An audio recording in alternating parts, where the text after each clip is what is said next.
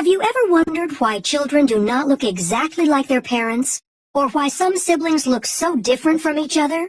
The answer lies in the process of meiosis, which generates the gametes for reproduction.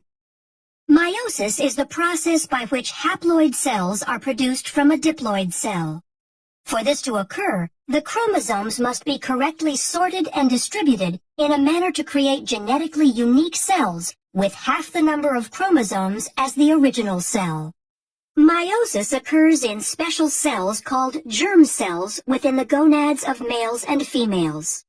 For the successful reduction in the number of chromosomes to occur in the new haploid daughter cells, 2 rounds of divisions are necessary. These divisions are termed meiosis I and meiosis II. Although the processes of mitosis and meiosis look similar, there are a few major differences. One obvious difference is that mitosis results in 2 diploid daughter cells, and meiosis results in 4 haploid cells. As in mitosis, meiosis begins after a cell has successfully completed the G1, S, and G2 stages of interphase. During the S phase of interphase, the DNA is replicated, producing 2 copies of each chromosome called sister chromatids.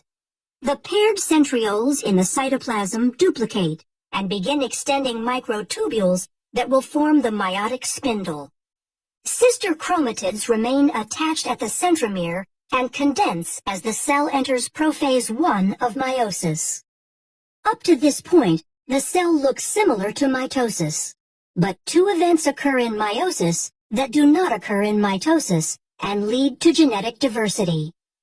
The first event occurs during prophase I, when homologous pairs of sister chromatids lie side by side in a process called synapsis, forming a tetrad or bivalent. The homologous chromosomes share similar, but not necessarily identical genes. Once this structure is formed, the second event, called crossing over, can occur.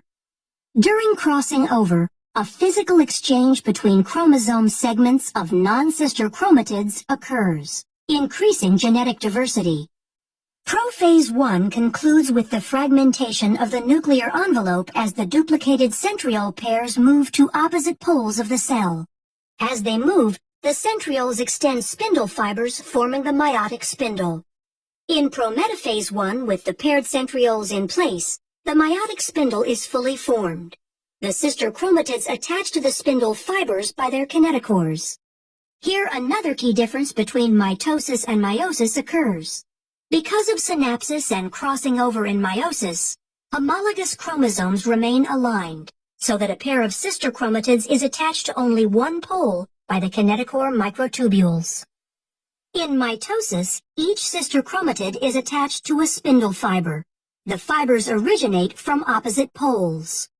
During metaphase I, bivalents randomly align along the metaphase plate. Due to independent assortment, this alignment is random and adds to genetic diversity. In anaphase I, the homologous chromosomes separate and move toward opposite poles. Meiosis I ends with telophase I, when the chromosomes decondense and the nuclear envelope reforms. Cytokinesis separates the cytoplasmic material, and the 2 daughter cells are separated by a cleavage furrow. Since the final product of meiosis I is 2 haploid cells, meiosis II begins without the chromosomes going through another round of DNA replication. Centrioles again duplicate and begin moving to opposite poles of each cell. In prophase II, the sister chromatids condense while the spindle starts to form as the nuclear envelope disappears. In prometaphase II, the sister chromatids attach to the spindle by kinetochore microtubules, with sister chromatids attached to opposite poles. The spindle aligns the sister chromatids along the metaphase plate during metaphase II. During anaphase II, sister chromatids separate and individual chromosomes move toward the poles. The entire process ends with telophase II, as the chromosomes decondense and the nuclear envelope reforms. Cytokinesis occurs, and cleavage furrows separate the 2 daughter cells into 4 haploid daughter cells. The haploid daughter cells will specialize into gametes, either sperm or egg.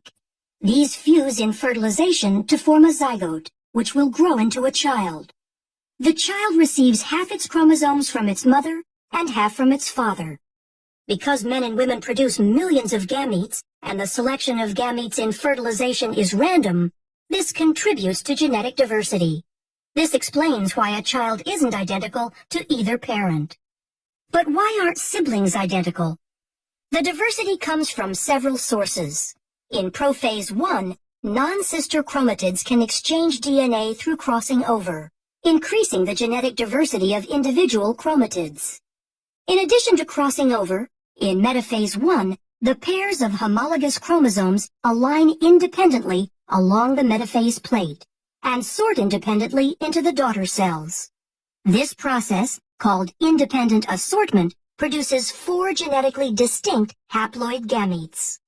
As the total number of chromosomes increases in an organism, the number of genetically distinct gametes increases by 2 to the nth power.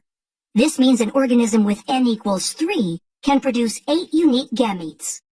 For humans where n equals 23, there are 2 to the 23rd power unique gametes formed, or over 1 million different possible combinations.